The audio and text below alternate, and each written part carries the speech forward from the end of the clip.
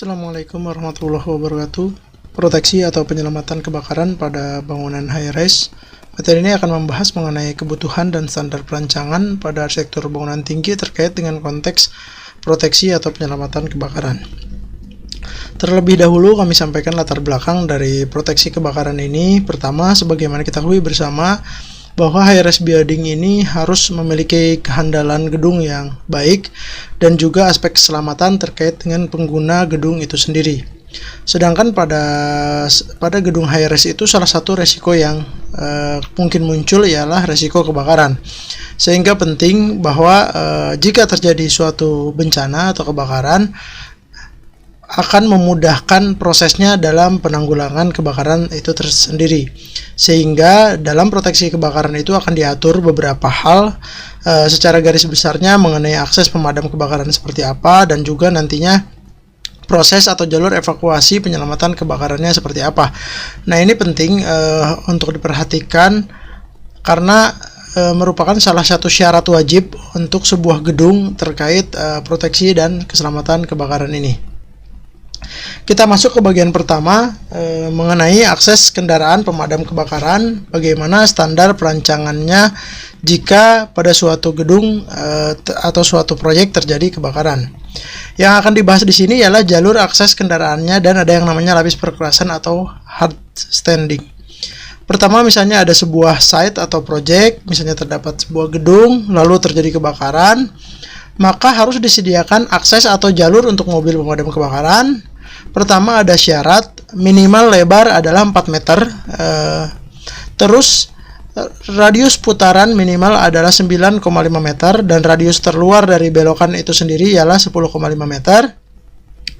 Dan juga ada standar kemiringan rem maksimum ialah 1:8,3, karena dianjurkan sedatar mungkin terkait rem keluar dan masuk untuk kendaraan pemadam kebakaran ini. Terkait dengan masuknya akses kendaraan tadi ialah juga harus disediakan lapis perkerasan atau hard standing, di mana nanti kendaraan pemadam kebakaran akan berhenti atau parkir dan memasang jacking atau diberdirikan. Ya, sehingga harus disediakan area untuk hard standing tersebut. Jadi ada dua hard standing biasanya. Yang pertama, hard standing utama minimal ukurannya 10x18 meter. Jadi dia harus perkerasan karena tadi beban dari kendaraan pemadam kebakaran sendiri cukup berat ya. Ada yang sampai yang berat itu sekitar lebih dari 40 ton. Sementara nanti dia akan melakukan jacking atau memasang kakinya ke dalam ke atas lapis perkerasan, sehingga harus material yang kuat gitu. Dan yang hard standing yang standar ialah ukurannya 6x15 meter persegi. Jadi ini syarat minimum untuk penyediaan lapis perkerasan jika terjadi kebakaran. Dan juga ada jarak minimum 2 meter dan maksimum 10 meter dari gedung tempat berdirinya proyek tersebut. Jadi tidak boleh terlalu jauh dan juga tidak boleh terlalu dekat, karena nanti akan menyulitkan proses dalam pemadaman kebakaran pada gedung tersebut. Melanjutkan jalur akses pemadam kebakaran tadi, ada syarat-syarat minimum terkait bagaimana mobil pemadam kebakaran itu bisa masuk ke dalam site. Jadi coveragenya seperti apa? Nah, ini tergantung dari volume bangunan itu sendiri. Misalnya bangunan memiliki luas penampang sekian meter persegi dan tinggi sekian meter, maka ada peraturan seperti di tabel tergantung volume gedungnya. Misalnya kalau lebih dari 7.100 meter kubik bangunan tersebut, maka harus disediakan jalur untuk akses pemadam kebakarannya minimal 1/6 dari keliling bangunan. Sementara kalau bangunannya lebih dari 113.600 meter persegi yang baris paling bawah, maka harus disediakan jalur untuk akses pemadam kebakarannya ialah harus sekeliling bangunan. Sebagai contoh sederhana saja, misalnya kalau bangunannya luasnya 1000 meter persegi, tingginya 15 lantai, kita asumsikanlah 60 meter, maka 60 meter kali 1000 ialah 60.000 meter kubik, maka dengan tinggi volume bangunan 60.000 meter kubik tersebut, maka harus disediakan yang baris ketiga ya, karena lebih dari 58.800 meter kubik, maka disediakan setengah dari keliling bangunan. Jadi setengah itu boleh yang satunya memakai jalan depan dan satunya masuk ke dalam site. Sementara contoh lain, jika bangunannya luas lantainya 1000 meter persegi, tapi tingginya 30 lantai, tentunya volumenya lebih besar ya. Kita anggap saja 30 lantai itu 120 meter, maka volume gedung tersebut ialah 120.000 meter kubik. Dengan kata lain, dia harus menggunakan standar yang baris paling bawah, karena lebih dari 113.600 meter kubik, sehingga jalur akses pemadam kebakarannya harus disediakan mengelilingi seluruh keliling bangunan. Jadi kalau bangunannya segi 4, ya 4 sisinya harus tercover oleh kendaraan pemadam kebakaran. Itu terkait coverage dari kendaraan pemadam sendiri. Dan juga harus diperhatikan ialah terkait kendaraan pemadam ini kan punya ketinggian bebas, maka minimum kalau misalnya direncanakan sebuah kanopi ialah idealnya 5 meter kalau dari standar DKI, atau minimal 4,5 meter dari standar PU, sehingga nanti kalau terjadi kebakaran mobil bisa melintas dengan leluasa. Karena sebagaimana kita ketahui, pemadam kebakaran itu di atasnya ada beberapa peralatan atau komponen ya, seperti kren dan lain sebagainya. Itu mengenai akses pemadam kebakaran. Masuk ke bagian kedua ialah mengenai saf pemadam kebakaran. Jadi sebagaimana namanya, saf kebakaran itu ialah saf itu saluran vertikal yang menerus, cuma dalam konteks pemadam kebakaran ini sebagai sarana dalam proses pemadaman kebakaran dan juga akses untuk petugas pemadam kebakaran di dalam gedung. Ada beberapa komponen bisa dilihat di gambar terkait saf pemadam kebakaran itu. Jadi yang pertama ialah tangga kebakaran, yang kedua lift kebakaran, yang ketiga smoke stop lobby atau lobby pemadam kebakaran yang merupakan ruang bebas ya, menghubungkan antara tangga dengan lift, dan juga pintu kebakaran. Ada syarat minimum terkait penempatan saf kebakaran itu adalah pertama, jaraknya maksimum 60 meter dari pintu masuk lobi utama. Jadi misalnya jangan terlalu jauh dari lobi. Kalau lebih dari 60 meter maka harus disediakan akses tambahan sedekat mungkin ke saf pemadam kebakaran ini. Yang kedua ialah karena judulnya pemadaman kebakaran, sehingga dindingnya pun harus tahan terhadap kebakaran, sehingga ada standar dindingnya harus tahan api atau TKA-nya 2 jam. Selain itu juga ada standar minimum jumlah dari saf kebakaran ini dalam suatu gedung. Jadi misalnya luas lantai tipikalnya kurang dari 900 meter persegi, maka saf kebakaran yang harus disediakan adalah 1. Kalau luas lantai bangunannya 900 sampai 2000 meter persegi, harus disediakan 2 buah saf pemadam kebakaran.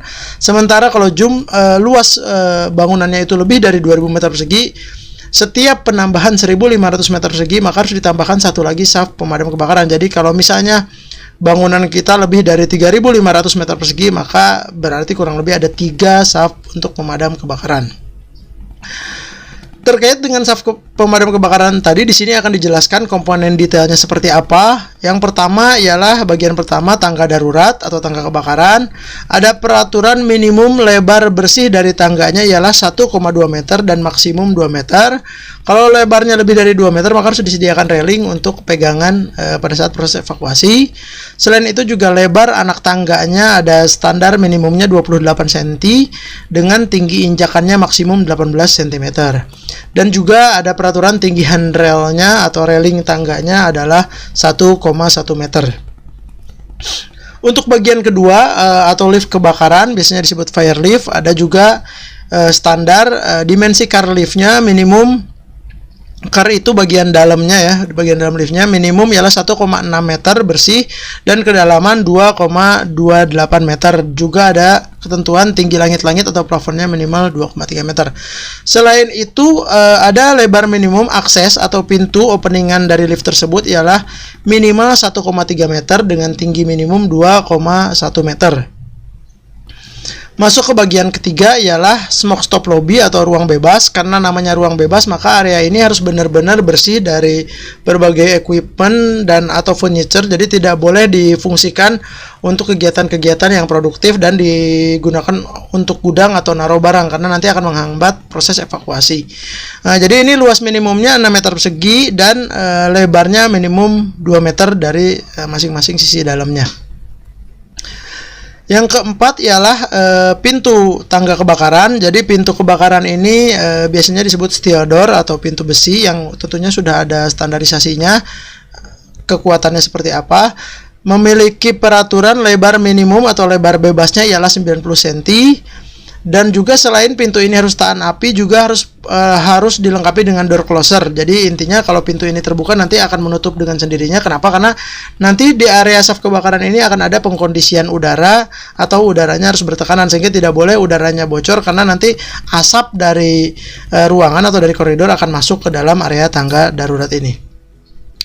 Dan juga selain itu pintunya harus didorong ke arah smoke stop lobby atau ke arah saf kebakaran. Misalnya dari koridor, biasanya di pintunya tuh ada yang namanya panic handlebar gitu, yang didorong begitu ke bawah, nanti didorong ke arah saf kebakaran. Jangan sampai desainnya pintunya ditarik ke dalam, maka akan menghambat proses evakuasi. Komponen lain ialah di area saf kebakaran tadi harus memiliki saf ventilasi mekanik atau pressurized fan. Jadi di dalam saf kebakaran ini dikondisikan udara bertekanan.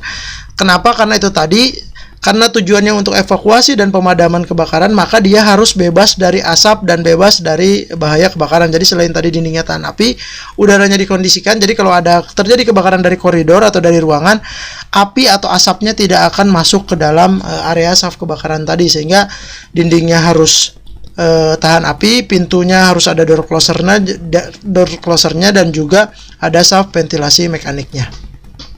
Itu mengenai saf kebakaran. Lanjut ke bagian ketiga mengenai jalur penyelamatan kebakaran atau jalur evakuasi dalam penyelamatan kebakaran. Jadi misalnya ini ada sebuah typical floor atau lantai tipikal, biasanya memiliki 2 buah tangga kebakaran atau tangga darurat, maka di sini ada aturan-aturan terkait jarak-jaraknya. Misalnya pada lantai tersebut minimal lebar bersih koridor ialah 1,8 meter. Terus radius antar tangga kebakaran atau tangga darurat ialah maksimum 38 meter. Ini nanti terkait dengan jangkauan dari selang pemadam kebakaran. Jadi intinya gedung ini harus tercover oleh radius 38 meter tersebut. Karena tadi di area tangga darurat nantinya akan ada hidran box atau hidran untuk penempatan pipa riser kebakaran dan pipa untuk selang pemadam kebakaran, sehingga nanti disesuaikan dengan jangkauan selang tadi maksimum 38 meter, sehingga antar tangganya pun harus dikondisikan seperti itu. Jadi kita lihat di gambar, tangga satu dengan tangga lainnya saling mengcover dengan radius 38 meter tersebut. Dan juga ada ketentuan jarak buntu dari tangga ke pintu terujung atau dead end koridor namanya, ialah maksimum 15 meter. Jadi jangan sampai ada pintu yang paling ujung di koridor kita yang jaraknya lebih dari 15 meter dari pintu tangga darurat, karena nantinya proses evakuasinya akan terlalu jauh atau terhambat. Itu mengenai jalur penyelamatan kebakaran pada lantai tipikal. Sementara juga pada lantai dasar atau pada ground floor diatur juga mengenai evakuasi terkait jalur exit pelepasan. Jadi misalnya ini sebuah gambar lantai dasar. Intinya di lantai dasar tersebut ialah bagaimana proses evakuasi langsung diarahkan secepat mungkin dan seaman mungkin menuju ke titik kumpul. Contohnya ini ada 2 buah tangga darurat. Jadi satu tangga darurat harus memiliki jalur exit langsung menuju diarahkan ke titik kumpul atau ke ruang terbuka. Dan ini ada syarat diarahkan ke ruang terbuka melalui koridor yang terproteksi. Jadi koridornya harus benar-benar tadi yang dinding tahan api, sehingga pada saat proses evakuasi misalnya dari lantai tipikal ke bawah, si pengguna gedung yang sedang evakuasi itu langsung lari keluar bangunan menuju ke titik kumpul. Nah, untuk syarat satunya ialah misalnya ada 2 buah tangga, satu tangga boleh keluar melalui lobi. Jadi ini diperbolehkan secara peraturan. Jadi tetap nanti diarahkan ke titik kumpul atau ke ruang terbuka, tetapi diperbolehkan salah satu aksesnya melalui lobi utama dari bangunan tersebut. Tapi yang paling penting ialah satu dari tangga tersebut salah satunya harus menuju ke titik kumpul langsung melalui koridor yang terproteksi. Terkait dengan exit pelepasan tadi, ada standar desain untuk tangga daruratnya sendiri. Jadi kita lihat di gambar, karena tujuannya untuk evakuasi jika terjadi kondisi darurat atau kebakaran, maka si tangga itu pada lantai dasar didesain sedemikian rupa supaya dindingnya itu dan pintunya terpisah. Jadi akses dari atas dan dari bawah menuju ke lantai dasar terpisah dengan sekat yang jelas. Jadi misalnya yang dari lantai atas nanti dia akan lari langsung keluar, sementara yang dari lantai bawahnya pun nanti akan langsung keluar karena pintu dan dindingnya terpisah. Jangan sampai kejadian misalnya orang evakuasi dari lantai atas tujuannya mau keluar di lantai dasar menuju titik kumpul, tapi malah terjebak lari terus ke basement, atau sebaliknya yang dari basement niatnya mau keluar ke lantai dasar, dia lari terus di tangga terjebak tiba-tiba ke lantai di atasnya, sehingga proses evakuasinya tidak berjalan dengan baik. Jadi ini standar minimum yang harus dipenuhi.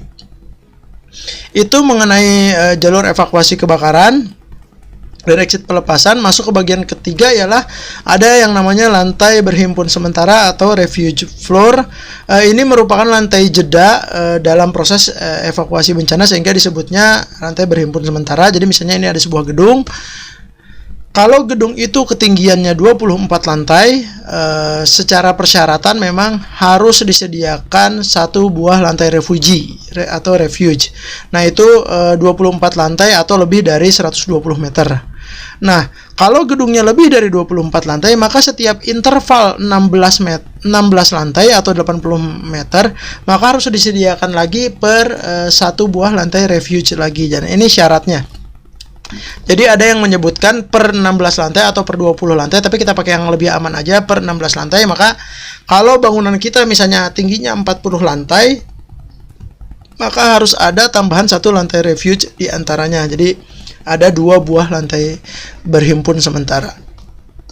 Syarat lainnya ialah pada lantai refuge tersebut minimal 50% luasannya harus digunakan untuk area berhimpun, karena tujuannya tadi untuk berhimpun sementara pada saat terjadi kondisi darurat, sehingga disebutnya holding area yang tidak boleh difungsikan untuk kegiatan-kegiatan komersial. Kalaupun boleh difungsikan area kecil saja, biasanya untuk menyimpan tangki untuk air pemadam kebakaran dan equipment MEP biasanya masih boleh. Tapi kalau untuk digunakan secara aktif dan komersial area tidak diperbolehkan. Terus mirip dengan exit pelepasan tadi, tangga kebakaran harus berhenti di lantai refuge ini sebelum melanjutkan ke lantai berikutnya. Jadi nanti yang dari atas berhenti karena tujuannya untuk berhimpun sementara, maka harus berhenti atau keluar di lantai tersebut. Jangan sampai terus ke bawah karena bisa jadi penumpukan manusia di dalam tangga tersebut, dan juga bisa juga terjadi kelelahan gitu untuk orang-orang tertentu karena ini kan high risk building. Makanya pada refuge ini harus diusahakan berhenti sementara, keluar dulu gitu, jeda lah mengambil nafas. Makanya juga pada lantai refuge ini disyaratkan harus berventilasi alami atau cross ventilation. Minimal 2 sisi dindingnya harus terbuka dengan minimum bukaan 25% dari luas lantai. Jadi kalau misalnya luas lantainya 1000, maka minimal 250 meter persegi dari luas permukaan refuge floor ini harus terbuka. Sebagai gambaran terkait bagaimana proses evakuasi, pemanfaatan atau penggunaan refuge floor dan proses penyelamatannya bagaimana, saya kasih gambaran sederhana saja. Misalnya ini sebuah lantai, sebuah gedung secara potongan. Misalnya orang berlari atau pada saat terjadi kebakaran orang berlari melalui tangga, maka dia harus keluar dulu di refuge floor. Dari situ bisa istirahat dulu atau jeda berkumpul dulu, baru misalnya nanti kalau sudah siap lagi dilanjutkan ke lantai ke bawahnya, terus baru keluar nanti langsung ke ruang terbuka atau titik kumpul. Nah, begitupun yang dari basement nanti juga sama. Jadi tadi dari atas juga ke ruang terbuka, dari basement pun sama, dia berlari langsung keluar di lantai dasar menuju ruang terbuka atau titik kumpul. Ini tadi penjelasan juga mengenai exit pelepasan itu begitu gitu, yang dari atas langsung keluar, begitupun yang dari bawah langsung keluar ke ruang terbuka atau titik kumpul. Nah, inilah secara sederhana saja proses evakuasi atau penyelamatan kebakaran pada bangunan high rise building. Nah, yang bagian terakhir ialah ada yang namanya pusat pengendali kebakaran atau biasanya disebut FCC, Fire Command Center. Nah, ini memang sebuah ruangan yang diperuntukkan untuk melakukan monitoring dan controlling jika terjadi kebakaran. Yang utamanya digunakan oleh building management atau pengelola gedung itu sendiri dan juga nantinya oleh petugas pemadam kebakaran. Jadi misalnya ini sebuah gambar, FCC itu biasanya ditempatkan satu area atau berdekatan dengan tangga darurat dan fire lift atau shaft kebakaran karena untuk memudahkan akses penyelamatan kebakaran dan juga harus berhubungan dengan luar bangunan untuk memudahkan petugas pemadam kebakaran. Jadi FCC ini tidak boleh di dalam gedung, harus melewati lobi, koridor dan lain-lain, harus langsung berhubungan dengan ruang luar atau untuk memudahkan aksesnya tadi. Selain itu ada beberapa persyaratan dari ruang FCC ini. Pertama, tentunya karena untuk monitoring dan controlling jika terjadi kebakaran harus ada peralatan monitoring dan controlling, ada komputer, nanti ada telepon dan juga ada panel-panel indikator dan kontrol kebakaran. Jadi nanti di situ akan, jika terjadi kebakaran akan diketahui dengan sistem elektrikalnya, lantai mana yang terjadi kebakaran, posisinya di mana dan lain sebagainya. Nah, dengan adanya peralatan tersebut, maka ada syarat luas minimum ruang FCC ini ialah 10 meter persegi dengan lebar ruangannya minimal 2,5 meter. Selain itu juga ada ketentuan jarak bebas dari meja atau dari panel indikator peralatan controlling tadi ialah 1,5 meter. Nah, terkait dengan jika terjadi kebakaran, mengapa penempatannya seperti itu? Ialah misalnya nanti jika terjadi kebakaran, maka dari luar bangunan tim pemadam kebakaran akan masuk langsung ke ruang FCC. Dia akan cek di monitor atau di panel-panel indikator tersebut area mana saja yang terjadi kebakaran. Maka dari situ kalau sudah ketahuan, maka dia langsung bisa mengakses ke fire lift. Nah, jadi pada saat terjadi kebakaran, lift itu akan homing atau turun ke lantai dasar. Nanti akan digunakan oleh petugas pemadam kebakaran pada saat akan melakukan pemadaman atau evakuasi di lantai tertentu. Sementara pengguna atau penghuni gedungnya itu yaitu nanti lari melalui tangga darurat langsung keluar tadi melalui exit pelepasan, sehingga itu tadi FCC ini seharusnya satu area dengan shaft kebakaran yang berisi tangga darurat dan fire lift untuk petugas pemadam kebakaran.